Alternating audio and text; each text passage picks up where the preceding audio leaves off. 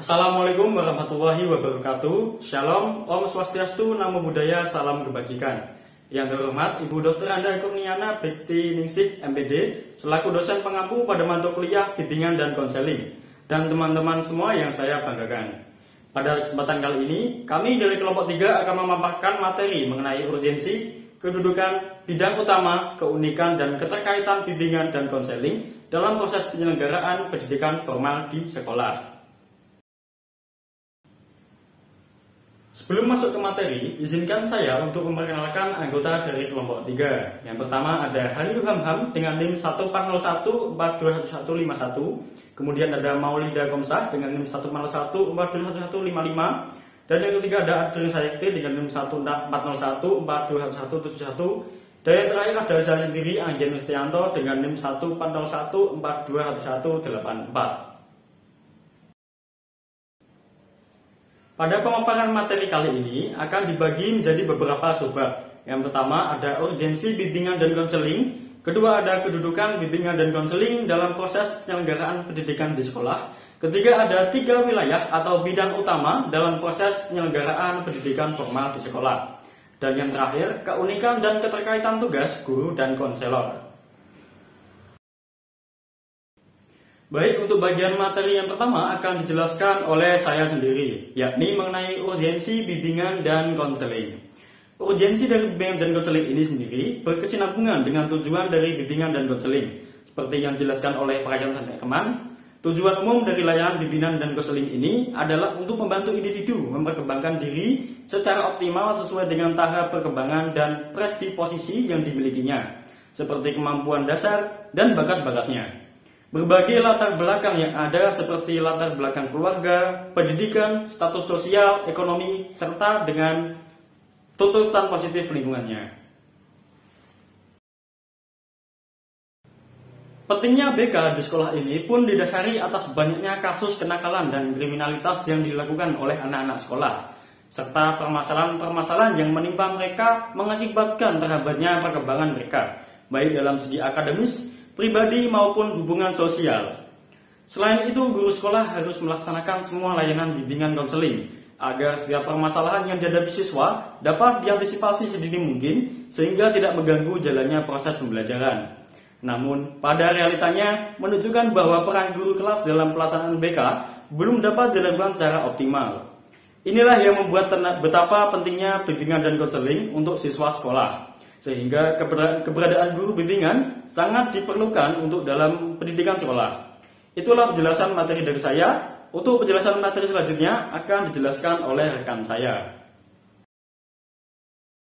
Baik, berikutnya saya Adrin Sayekti dengan NIM 140142171 akan memaparkan materi terkait kedudukan bimbingan dan konseling dalam proses penyelenggaraan pendidikan di sekolah. Jadi, kedudukan BK dalam sistem pendidikan di Indonesia sendiri sudah diatur dalam Undang-Undang Nomor 20 Tahun 2003 tentang Sistem Pendidikan Nasional beserta perangkat peraturan pemerintahannya. Hal-hal yang berkaitan dengan pendidikan dasar yang mana sekolah dasar ada di dalamnya telah tercantum secara khusus dalam Peraturan Pemerintah Nomor 28 Tahun 1990 tentang Pendidikan Dasar pada bab 10 pasal 25. Nah, dalam bab 10 pasal 25 ayat 1 telah disebutkan bahwa bimbingan itu merupakan bantuan yang diberikan kepada siswa dalam rangka upaya menemukan pribadi, mengenali lingkungan, dan merencanakan masa depan. Dalam Winkel dan Sri Astuti juga telah disebutkan bahwa adanya diferensiasi pada program-program pendidikan seringkali menyebabkan siswa mengalami kesulitan dalam menentukan program-program pendidikan yang sesuai dengan kemampuan mereka. Maka dari itu, dalam kondisi seperti inilah, dirasa perlu adanya pelayanan bimbingan dan konseling yang memfokuskan untuk membantu peserta didik agar mereka bisa berhasil dalam proses pendidikan yang sedang ditempuhnya. Sehingga dapat disimpulkan bahwa dalam kegiatan pendidikan di sekolah atau lembaga pendidikan formal, kedudukan bimbingan dan konseling itu sebagai integral dari keseluruhan kegiatan pendidikan di sekolah, yang mana kedudukan bimbingan dan konseling dalam keseluruhan kegiatan pendidikan di sekolah yaitu sebagai suatu upaya dalam pembinaan pribadi peserta didik. Jadi, melalui program pelayanan bimbingan dan konseling yang baik, maka setiap peserta didik diharapkan mendapatkan kesempatan untuk mengembangkan masing-masing potensinya seoptimal mungkin. Nah, selanjutnya kita akan membahas mengenai kriteria ruang lingkup kegiatan pendidikan. Kriteria ruang lingkup kegiatan pendidikan terbagi menjadi 3 bidang. Yang pertama, bidang instruksional dan kurikulum. Yang kedua, bidang administrasi dan kepemimpinan. Dan yang ketiga, bidang pembinaan pribadi. Untuk yang pertama, bidang instruksional dan kurikulum.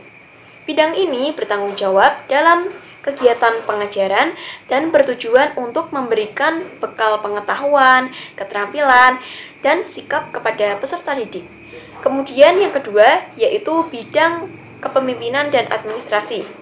Bidang ini bertanggung jawab atas otoritas pendidikan yang pada umumnya mencakup kegiatan-kegiatan seperti perencanaan, pembiayaan, organisasi, dan pembagian tugas staf.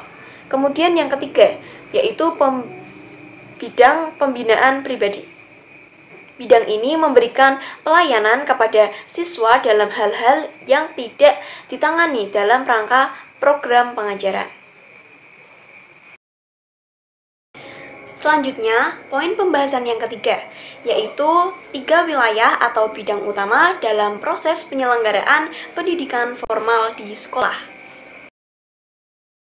Dalam dunia pendidikan, terdapat 3 wilayah pelayanan bimbingan dan konseling yang tidak dapat dipisahkan, yaitu yang pertama, wilayah manajemen dan kepemimpinan, yang kedua, wilayah pembelajaran yang mendidik, dan yang ketiga, wilayah bimbingan dan konseling yang memandirikan.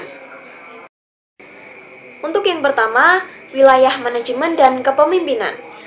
Wilayah ini meliputi berbagai fungsi berkenaan dengan tanggung jawab dan pengambilan kebijaksanaan serta bentuk-bentuk kegiatan pengelolaan dan manajemen sekolah seperti perencanaan, pengadaan, pengembangan staf, prasarana dan sarana fisik, dan pengawasan. Pada umumnya, bidang ini merupakan tanggung jawab pimpinan dan para petugas administrasi lainnya. Kemudian yang kedua, yaitu wilayah pembelajaran yang mendidik.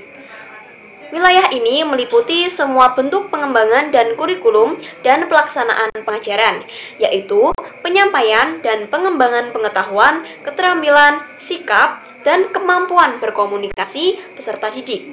Para guru merupakan petugas dan bertanggung jawab atas pelaksanaan bidang ini. Kemudian, yang ketiga, yaitu wilayah bimbingan dan konseling yang memandirikan. Wilayah ini meliputi berbagai fungsi dan kegiatan yang mengacu pada kegiatan kesiswaan secara individual, agar masing-masing peserta didik dapat berkembang sesuai dengan bakat, minat, potensi, dan tahap-tahap perkembangannya. Bahasan yang keempat adalah keunikan dan keterkaitan tugas guru dan konselor. Yang pertama adalah hakikat serta tugas guru dan konselor. Dalam kesempatan mengajar siswa, guru mengenal tingkah laku, sifat-sifat, kelebihan dan kelemahan siswa. Dengan demikian, di samping bertugas sebagai pengajar, guru juga bertugas dan berperan dalam pembimbingan antara siswa dengan siswa, siswa dengan guru, maupun guru dengan orang tua. Sebagai pembimbing, guru merupakan tangan pertama dalam usaha membantu memecahkan kesulitan siswa. Sedangkan konselor adalah pelaksana utama yang mengkoordinasi semua kegiatan yang berkaitan dengan pelaksanaan bimbingan dan konseling di sekolah. Tugas dari konselor berkaitan dengan pengembangan diri peserta didik sesuai dengan kebutuhan, potensi, bakat, minat, dan kepribadian peserta didik di sekolah menurut Umar dan Sukarno pada tahun 2001. Kemudian yang kedua, guru adalah sebagai mitra konselor. Guru membantu memasyarakatkan layanan bimbingan dan konseling kepada peserta didik, yakni dengan menjadi wali kelas. Peran wali kelas sebagai mitra konselor sebagai pengembang suasana atau interaksi kelompok, yakni di dalam kelas yang sehat, penjalin informasi dan komunikasi dengan orang tua, deteksi hubungan dan permasalahan keluarga, analisis kebutuhan dan permasalahan peserta didik dalam berrelasi sosial dan mengaktualisasikan potensi akademik. Kemudian yang kedua, guru adalah sebagai mitra konselor. Guru membantu memasyarakatkan layanan bimbingan dan konseling kepada peserta didik, yakni dengan menjadi wali kelas. Peran wali kelas sebagai mitra konselor sebagai pengembang suasana atau interaksi kelompok, yakni di dalam kelas yang sehat, penjalin informasi dan komunikasi dengan orang tua, deteksi hubungan dan permasalahan keluarga, analisis kebutuhan dan permasalahan peserta didik dalam berrelasi sosial. Kemudian, keunikan dan keterkaitan pelayanan pembelajaran oleh guru dan pelayanan bimbingan konseling oleh konselor. Dalam yang pertama, wilayah guru mata pelajaran dan guru BK sama-sama hanya ditujukan khusus untuk pendidikan formal saja. Yang kedua adalah tujuan umum juga sama untuk pencapaian tujuan pendidikan nasional saja. Kemudian yang ketiga adalah konteks tugas.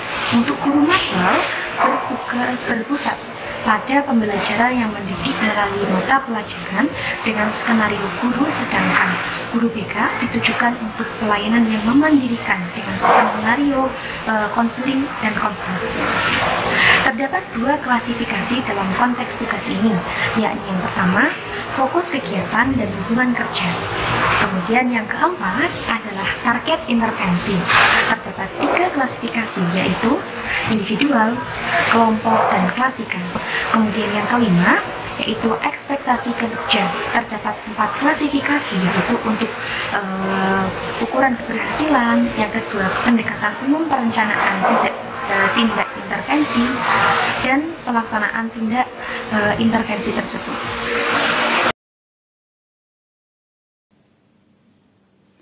Baik teman-teman semuanya, itu tadi merupakan penjelasan dari materi mengenai urgensi, kedudukan, bidang utama, keunikan, dan keterkaitan bimbingan dan konseling dalam proses penyelenggaraan pendidikan formal di sekolah.